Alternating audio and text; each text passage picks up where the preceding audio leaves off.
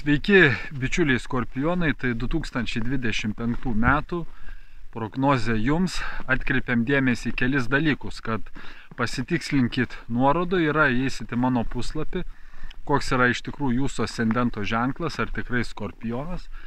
Antras dalykas, kad tai yra bendro pobūdžio prognozė. Ir labiau nuo balandžio mėnesio prognozė, kadangi Saturnas tuo metu eis į žuvų ženklą ir tęs jūsų tokį procesą, kuris skatins jūs labiau, sakykime, būti kūrybiškiams. Gali suaktyvėti meilės, romantikos, kūrybos, sakykime, sritis jūsų su vaikais, ypatingai jeigu jūs dirbat, arba vaikų klausimai gali būti tuo metu aktualūs. Galit susilaukti vaikų, arba planuoti vaikus galit tuo periodu. Saturnas planeta tokia rūsti, todėl gali jinai duoti ne iš karto greitus rezultatus dėka jūsų darbo, dėka jūsų investicijų, dėka ten, kur jūs dedat kažkokios tai pastangas. Reikės dėti būtent daugiau pastangų irgi santykių su vaikais, ir Saturnas jūs gali irgi versti atsisukti į būtent į praeitį, į praeitį, jūsų darbą, ką jūs darėt, ar jūs įdėjot pakankamai pastangų. Ir Saturnas vers jūs jaustis labiau tokiems rimtesniems. Ir kartais galite jaustis tokie neįvertinti, nemylimi, ir tai ateis iš jūsų pasąmonės. Reiškia kažkokie tai blokai, kurie gali trukdyti jums patiems atsiverti, suprasti iš tikrųjų, kur jūs esat, kur jūs gyvenat. Tai visokios tai baimės ir nepasitenkinimas gali iškilti į paviršių tuo periodu. Tai prieš pykdami gerai viską paanalizuokite, prieš pykdami ant kitų, nes tokie jausmai gali atšalti labiau, į viską galit pradėti žiūrėti rimčiau, bet tai bus geras laikas pasipriešinti baimėms, blogiems įpročiams, dėl kurių jaučiatės nusivylę. Galbūt dėl ko kyla problemos santykiuose ir panašiau. Ir šiaip tai bus geras laikas padaryti kitiems kažkokį tai įspūdį, pasikeisti, nustebinti irgi kitus savo būtent tuo darbštumu, savo kūrybiškumu. Vėlgi Saturnas susijęs su rūpesčiu, tai stenkitės patenkinti vaikų tikruosius poreikius, įsiklausykite vaikus, ko nori jūsų vaikai, dėkite tai pastangas. Žmonėms, su kuriais dirbat, kuriuos mylit, irgi atkreipkite dėmesį į jų poreikius. Tuo laikotarpiu būtent Saturnas gali to reikalauti iš jūsų. Ir aišku, Saturnas susijęs su darbu. Gali būti, kad jums trūks laiko jūsų pomėgiams. Ir trūks laisvo laiko, bus toks užimtas periodas, ypatingai nuo balandžio mėnesio, gali būti sunkiau atsipalaiduoti ir tarsi jūsų mintis bus sutelktos į rimtus dalykus, galbūt kažkokias tai rimtas užduotis, galbūt svarbius darbus ir panašiai. Atkreipkite dėmesį į savo pomėgius, tai gali irgi būti, ar tai hobis, kaip jūsų pajamų šaltiniu gali tapti, tai irgi, sakykime, kažkokios tai perspektyvos gali būti. Tas laikas irgi geras, galbūt atkreip dėmesį kažkokius tai santykius, kurie jums gadina gyvenimą. Būna kažkokie tai santykiai su kažkuo, kur atima iš jūsų visą pozityvę energiją. Ir tuo metu atkreipkite dėmesį, nebūkit vieni, jeigu jūs užsiemat azartiniais visokiais lošimais, tai irgi tą veiklą jums reikėtų stabdyti. Kaip jau minėjau, reikės daugiau laiko skirti būtent vaikams, dėmesio vaikams, skirkit laiko. Toliau nuo gegužės antros pusės Jupiterio planeta, jinai gali atnešti tam tikrų, sakykime, išlaidų, netikėtų išlaidų, galbūt kažkokių baudų, galbūt kažkokių tai išlaidų, kurių jūs neplanavot.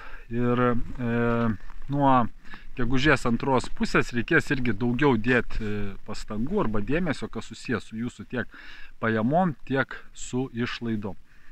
Taip pat klausimai, kurie susijęs su finansais arba su paskolom, su mokesčiais, nu, tai gali irgi sukelti jums tam tikras tokias negatyvias emocinės būsenas ir priversti kažkaip tai, sakykime, jaustis, ne?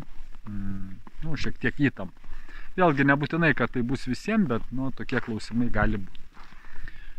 Taip pat jūs galit tikėtis gauti arba kažkokį tai palikimą, arba kažkokią netikėtą naudą, ne? Gali pas jūs ateiti kažkokios tai pajamos, galbūt kur jūs nesitikėjot. Taip pat Jupiteris gali atnešti, kad jūs galit gauti per kitus žmonės kažkokią tai naudą, ne? Kad galit pasinaudoti kitų žmonių kažkokią tai pagalbą. Toliau tai laikas, kada bus irgi palankus, sakykime, santykiams, peržvelgti savo santykius su kitais, peržvelgti, ne, arba su antraja pusė. Jūs galit labiau pradėti domėtis dvasingumu arba kažkokiais dalykais, kas yra paslėpta, kas tokio nematoma, neaiškaus. Tokie gali tarsi patirti, na, sakykime, dvasinį, nu, kaip progresą, atsinaujinimą, kažką daugiau sužinoti apie mirties, gimimo paslaptis ir apskritai tai bus geras laikas, ne, vat irgi bus ir naujas astrologijos kursas, ne, pas mane, jeigu norėsit, ne, domėtis tais dalykais, tai būtent Jupiterio planeta jums gali suteikti tokias būtent galimybės, ne, daugiau į viską pažvelgti, suprasti būtent likimo dėsnius save, kūrėją suprasti ir panašiai. Ir bus jums svarbu irgi planuoti savo išlaidas, planuoti savo finansus. Reikėtų atkreipti dėmesį jums būtent į skolinimąsi, kad nesiskolintume daugiau negu galit gražinti, būtent kas liečia finansus, na ir prižiūrėti savo reproduktyvinę sistemą. Toliau Jupiteris nuo spalio 18 jisai pereis būtent į Vėžio ženklą ir po to jis vėl po pusantro kažkur 2 mėnesių vėl grįš atgal į Dvynių, ne? Bet kol jisai bus Vėžio ženkle, tai jūs galit kaip tik toksai geras laikas bus vėlgi gauti kažkokią tai naudą iš vadovų, iš tėvo, iš valstybinių įstaigų, gali išsipildyti tuo periodu 2 mėnesių jūsų svajonės, jūsų galimybės kažkokios galbūt gauti, ar tai norima darbą ten plėstis, veikti, keliauti. Nu, toks bus sėkmingas laikas, kad galit irgi sužinoti daugiau apie save arba labiau atrasti savo pašaukimą, galbūt savo mylimą veiklą, ne? Ir palankus laikas, sakykime, keliauti, ieškoti savęs, nu, ieškoti irgi, kas suteiktų jūsų gyvenimui daugiau prasmės, daugiau tokio aiškumo, tai į tai irgi dėkit daug pastangų, nesėdėkit vienoj vietoj. Tuo laikotarpiu, jeigu tam pasiūlys kažkos šventas vietas aplankyti, tai irgi kas plėstų jūsų akiratį, tai bus tikrai geras laikas, galit tuo periodu iš tikrųjų daug sužinoti, tapti išmintingesni, tapti, sakykime, stipresni. Na ir kitas dalykas, kad šiuo laikotarpiu irgi gali būti taip tikėtina, kad turėsit naudos, ne, tikėtina, kad turėsit naudos iš, kaip sakiau, ar mokytojų, ar tėvų, ar iš švietimo, ar apskritai iš mokslo, ar iš kursų, tai nepraleiskit irgi galimybės tuo laiku pradėti kažką tai naujo mokytis, skaityti, tyrinėti, kelti savo kvalifikaciją, plėsti, sakykime, savo galimybę, savo protą. Vėlgi ten ir filosofija, ir dvasingumas, ir visokie dvasiniai dalykai, bet ir tuo pačiu kelti savo kvalifikaciją, galbūt planavot, laukėt kažkokio tinkamo momento. Tai vat būtent nuo spalio 18 bus pakankamai geras laikas, į tai atkreipkite dėmesį. Na ir irgi vienas momentas, galbūt jeigu jūs rašot arba planavot rašyti, ar norit tapti rašytojų, tai irgi bus geras laikas, na, arba užsiemat kažkokią tai kūrybinę veiklą, tai vėlgi pritraukti kitų dėmesio, ten ar išleisti savo knygą, ar pabandyti tai daryti, tai irgi tokį, daryti kažkokį tai progresą, ne, progresinę kažkokią tai veiklą, tokiu atveju bus optimistinis periodas. Tai va, na ir vėlgi palankus metas kelionėms, ne, į tolimus kraštus, gali tai būti ir su pasiūlymu kažkokiu, tai galbūt netgi ir su, sakykime, su darbo kažkokiu tai pasiūlymu irgi gali būti. Na ir tuo periodu atkreipkit dėmesį, kad nebūkit per daug kažkokie tai visažiniai, arogantiški, nekiškit savo pasaulėžiūros pernelyg kitiems, na, būkit tokie praktiški išmintingi. Toliau Rahu Ketu planetos, jūs irgi nuo gegužės antros pusės pradės judėti Rahu į Aviną, Ketu į Liūtą. Tai turėtų jums būti atsargesniems, jeigu spręsit klausimus susijusius su nuosavybė, su nekilnojamu turtu.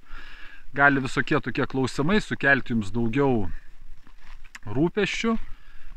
Gali tekti tuo laikotarpiu labiau rūpinti savo mamos sveikata.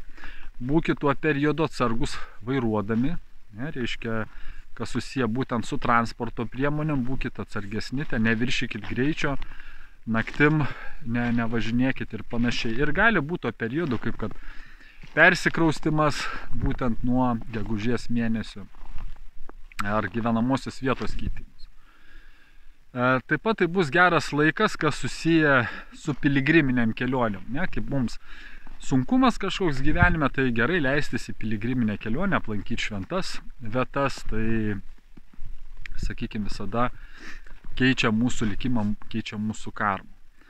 Na ir tas laikas, sakykime, gali kentėti kažkiek tai jūsų psichologinė būsena, kažkokios gali būti pasikartuojančios problemos, kas susiję galbūt su jūsų darbu. Tai vėlgi, ypatingai kas liečia jūsų veiklą, galit jūs patirti augimą, nebūkit vienoj vietoj, nebūkit vienoj vietoj, stenkitės būti tokie drąsesni, ryžtingesni ir, kaip sakiau, atkreipkite dėmesį tuos pavojus, kuriuos išvardinau, kad nepapulti kažkokias tai, sakykime, tokias nemalonės situacijas. Tai va, tai yra bendro pobūdžio rekomendacijos. Pasitikslinkit jau, kaip minėjau, savo ženklą, svetainę, ir jūsų ascendento yra, ženklas Skorpionas. Taip pat, jeigu nežinot savo gimimo laiko, žiūrėkit Mėnulis, kur yra Mėnulio planeta, tada žiūrėkit būtent mano prognozes pagal Mėnulį. Tai ką, dėkuoju už jūsų dėmesį, būkit laimingi 2025.